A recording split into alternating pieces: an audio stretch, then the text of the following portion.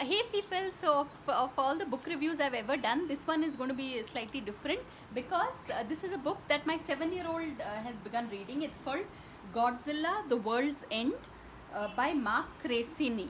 Ayush, how do you find this book? You know, my niece, my son and me, we were reading one page each, reading it aloud. So Ayush, how do you like this Godzilla book? If you can tell us, because there are so many Godzilla fans out there who would like to know. And I have like this little baby rabbit also. He also wants to be part of the video. This is the love of my life. We are going to a pet shop now soon. So really people, so try and catch this and reading also, sitting with your child and then making them read has that effect of them wanting to pursue this habit. So really, so it's already a 1 minute video, and here I have the love of my life and the love of my life there.